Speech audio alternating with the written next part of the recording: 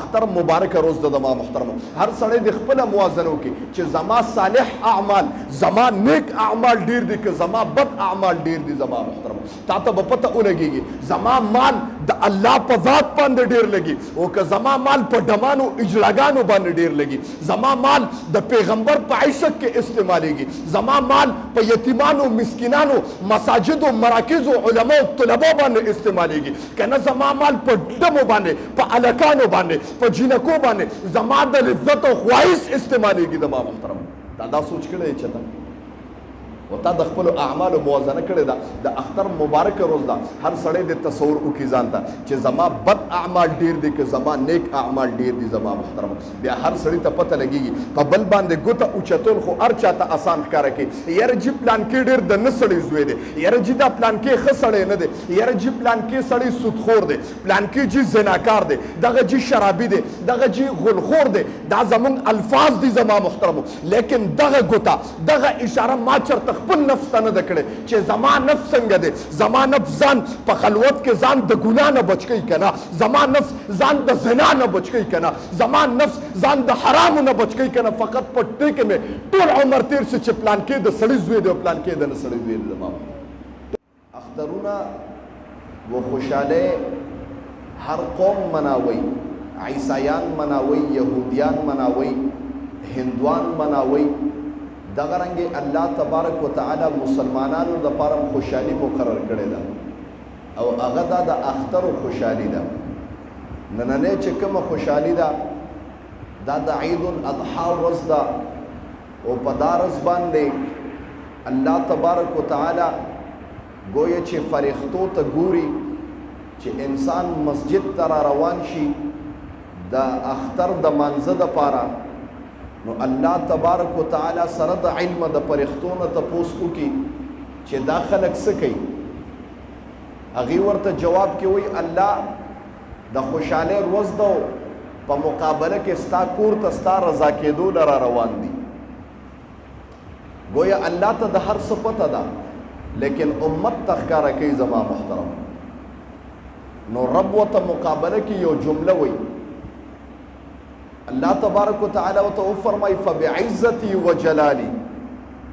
زما دے پخپل جلال و عزت باندې قسمی اشهدکم زتاسو ټول گواکم چې انی قد غفرت لهم ما د دې ټول مغفرت کړی دی زما محترم او بیا یا یو روایت کې راځي چې الله تبارک و تعالی ورته فرمائی دا کم خلک چې د اختر منزل راغلی دی او مسجد ته راغلی دی دی چې د چا دپاره دعا وکړه ما د هغې مغفرت کړی دی زما دا داسې عظیمه ورځ ده نو ما وویل د هر امت باندې خوشحالۍ راځي په هر امت کې زما محترمو دا یو د خوشحالۍ ورځ د الله تبارک وتعالی د مسلمانانو دپاره هم د خوشحالۍ ورځ مقرر کړې ده چې هغه د اختر ورځ ده او تاسو ته ما وویل دا خوشحالي هسې نه ده میلو شوي دې د پاس دې د شاته یو پس منظر دی چې هغه د ابراهیم خلیل الله ده گویا الله تبارک وتعالی په ابراهیم خلیل الله باندې امتحان کو او تاسو واقعات اوریدلی دي خو دا امتحان د محبت امتحانو داسې امتحانو چې الله ټول امت ته ښکاره کول چې خلیل سره ابراهیم خلیل الله کې زما محبت شته که د بچی محبت ورسره ډیر دی زما محبت پکې ډیر دی کنه د اولاد محبت یې په زړه کې ډیر دی زما محبت پکې ډیر دی کنه د ښځې محبت پکې ډیر دی گویا الله امتحان اغسته الله ته د هغه د زړه پته وه لیکن دې امت ته ښکاره کول چې ابراهیم ته د خپل بچی حلال کا ابراهیم خلیل الله هر امتحان کې پاس شو هر امتحان کې پاس شو لیکن دا امتحان امت ته ښکاره کو چې د ټولو نه عظیم امتحان دا دی چې ته یو انسان ته ووایې چې په بچي باندې چاړه راغلی دا ډېر ګران کار دی زما محترم و دا الله تبارک وتعالی د امت ته ښکاره کوله چې وګوره د سره زما محبت دومره دی زما محترم موږ تاسو دې وګوري که نه چې موږ سره یا زموږ په زړه کې د الله محبت شته که نه موږ صرف د قربانۍ نوم اورېدلی دی چېرې چې قرباني کوم او څاروی را پرځوم په څاروي او ډېر کله ته هلکه چې ډېر خلک دا قرباني واجب شی دی ډېر خلک چې په دا واجبو کې منډې وایي دین او رات جي قرباني به کوم جي څاروي به را پرځوم په واجباتو پسې منډې وایي لیکن د مونځ خیر خیریت زما محترم الان کې مونږ یو فریضه ده یو فرض شی دی زما محترمو دا فرض یې ورته پریښي او واجب پسې منډې وي دغه رنګې ما وی قرباني فقط د څاروي راپرځولو څاروي ذبح کول نه دي قرباني د الله په ذات باندې ځان قربانولو ته وایي زما محترمو د الله په ذات باندې گویا مال قربانېدو ته وایي د الله په ذات باندې اولاد قربانېدو ته وایي د الله په ذات باندې گویا تمام چې ستا څه دي گویا ستا مال دی جان دی اولاد دی دا د الله په ذات باندې خرج کولو ته قرباني وایي زما محترمو موږ تاسو دې وګورو کنه الله دې معافي وکړي چې د قربانۍ خو موږ ډېرې منډې وایو موږ چې څاروی را پرځوم دا قرباني ده لیکن زه خپل نفس د الله د ذات لپاره داسې نشم قربانولی چې بھرپور ګناهونه کوم زما محترم مانه دغه نفس چې نفس اماره ورته وي ما ته په ګناهونو باندې امر کوي لیکن دا ظاهري لذت چې دی دا د الله د ذات لپاره نشم قربانولی د نفس خبره د الله د ذات لپاره نشم قربانولی موږ تاسو ته پته زما محترم او کله د الله خبره رااله موږ تاسو ته ښکاره کېږي د الله د محبت خبره رااله گویا چې کله ظاهري لذت تم ګورم د الله محبت تم ګورم قسم دی که موږ تاسو وګوري په دنیا په اجلاګانو ډمانو باندې د دنیا مال لګو په دې کې ماته ظاهري لذت ملاویږي لیکن که د الله خبره رااله بیا زما یو روپۍ د زړه نه وځي زما محترم موږ تاسو ته وګورو موږ د الله د محبت دعوی کو رابعه بصري رحمه الله تعالی د هغې په باره کې راځي یو کس ورپسې راغی وایي یاره جي زما تاسو سره مینه ده تاسو سره مې عشق دی او دومره مینه مې ده قسم دی چې واده کولو ته تیار یم رابعه بصري ته وایي دومره مینه مې ده در سره چې واده کولو ته تیار یم او ته جواب کې وایي ښه وایي داسې کار دی چې زه خو د رنګ نه توره یم ښکلیم نیم ما کې څه حسن نشته ما کې څه کمال نشته البته زما یوه خور ده الله هغې له حسن ورکړی دی کمالات دي پکې حسن دی پکې گویا چې مال دی ورسره که دې خوښوي چې ستا نکاح د هغې سره وکړم دا سړی ورته جواب کې وایي وی ښه وی کم د ستا خور رابعه بصري رحمت الله تعالی علیه ورته وی ستا شاته ولاړ ده د چې څنګه شاته وکتل هغه ښځه رابعه بصري چې لاس یې راته وکړو یو څپېړی ته ویسته وی دا وی زما د عشق کې او ګورې بل چاته زما د محبت دعوی کې او په زړه کې د بل څوک دی زه د الله د محبت دعوی کوم او په زړه کې مې بل څه دي زما محترم زه وایم د الله په ذات باندې غیرت کوم په پیغمبر باندې مین یم د نبی علیه السلام عاشق یم لیکن که زما ظاهري وضع او قطع ته وګورې قسم دی د پیغمبر د سنتو موافق نه ده زما ظاهري لباس وګورې د پیغمبر د لباس موافق نه دی زما ظاهري جسم وګوره د پیغمبر د جسم موافق نه دی قسم دی که زه د پیغمبر په یو سنت عمل کولو تم تیار یم زما محترم او چغې څه وامه چې وایم چې زه عاشق رسول یم زه د پیغمبر امتی یم او قسم دی د الله بنده یم موږ ټول د الله غلامان یو لیکن د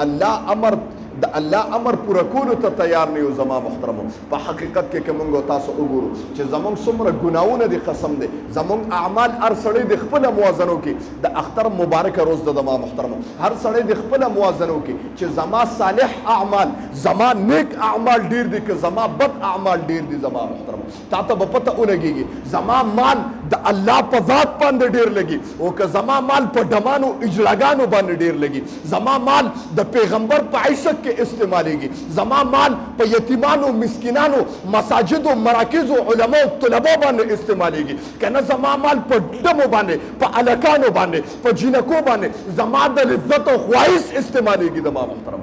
دا سوچ کړی چې او تا د خپل اعمالو موازنه کړې ده د اختر مبارکه روز ده هر سړی د تصور وکړي ځان ته چې زما بد اعمال ډیر دي که زما نیک اعمال ډیر دي زما محترم بیا هر سړی ته پته لګېږي په بل باندې ګوته اوچتول خو هر چاته اسان ښکاره کوي یاره جي پلان کې ډېر د نه سړی زوی دی یاره جي دا پلان کې ښه سړی نه دی یاره جي پلان کې سړی سودخور دی پلان کې جي زناکار دی دغه جي شرابي دی دغه جي غلخور دی دا زمونږ الفاظ دي زما محترمو لیکن دغه ګوته دغه اشاره ما چرته خپل نفس ته نه ده کړې چې زما نفس څنګه دی زما نفس ځان په خلوت کې ځان د ګناه نه بچ کوي که نه زما نفس ځان د زنا نه بچ کوي که نه زما نفس ځان د حرامو نه بچ کوي که نه فقط په دې کې مې ټول عمر تېر شي چې پلان کې د سړي زوی دی او پلان کې د نه سړي زوی دی زما ټول عمر می قسم دې پدې کې تیر شي پر نفس می چرتا ما اوه داوی بد الله د محبت کې لیکن کې کله وخت راغی قسم دې بیا زما ایمان روبېږي زمانه ټول ایمان او غرزيږي گویا زما ایمان د غټم کې بیانې او چې کله دغه خبره رااله چې کله د غیر خبره رااله او ما ته پکې ظاهري د خواهش او د نفس لذت ملاوي د زپه بیا مال خرج کوم د ما خبره د الله د محبت کوله نه چې کوم اختر دی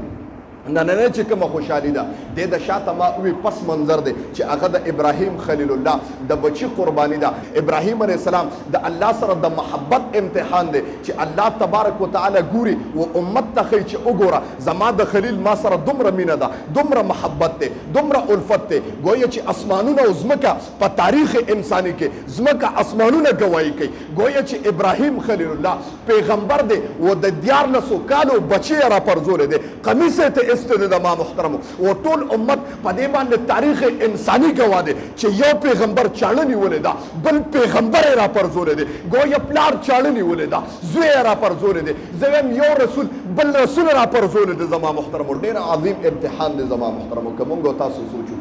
نن مونږ تاسو الله دې معفو کې خپکیږي ما د قربانې د پاره ځان له چکم دینو دغه ګورو لار یره جی په ما قرباني کیږي کنه په ما قرباني کیږي کنه دا دغه کې مولوی صاحب تا او خپل حال ورته سپانه و چې ما سره دومره مال لې د ځان دغه د پاره د قربانې د بچو د پاره ته ځان دغه ګوري چې به په ست طریقه باندې د قربانې نه بچم تا ته دا پته شې چې دا تا ته په اسانه څنګه ملاويږي ورنه که زما رب تا ته وې چې د دې قربانې په ځای باندې یو بچي هر کال الاله و بیا به سکول د ما وستا خو بچي غیږ کې کینولي او که درد ورته ورسي یا ستا د بچي د سترګو نه اوښکې وبهیږي قسم دې د بچو په سر باندې موږ ولیدل دشمنۍ کېږي د بچو په سر باندې موږ ولیدل ډېرې دشمنۍ ډېر کورونه رور د رور سره اړام شي په دغه یاره چې زما زوی کور و ما ورسره کور جدا کړ یاره چې زما زوی ته خبرې وکړې ما ورسره کور جدا کړ د ما محترم او که رب درته ووایي چې دا بچی راوپرځو ما وایي دا د محبت علامه ده چې د الله په ذات باندې جان قربانول مال قربانول اولاد قربانول ما وی چې کله وخت راشي گویا دا زمونږ د سر صدقه د په حقیقت کې وګوري قسم دې مال خرج کول اولاد خرج کول جان خرج کول په دین باندې د الله په ذات باندې دا په حقیقت کې زمونږ د پاره زمونږ د سر صدقې دي خو ورنه الله زمونږ په قربانۍ باندې سکی الله زمونږ په غوښو باندې سکی الله زمونږ په وینه باندې سکی الله زمونږ په صدقو باندې سکی زما رب زمونږ په منځونو باندې سکی زمونږ رجوع ته د الله څه ضرورت دی لیکن که دا ګرځي دا زمونږ د فایدې د پاره د زما محترم موږ کوی ګنا یا رسول سلام علیکا یا حبیب سلام علیکا سلام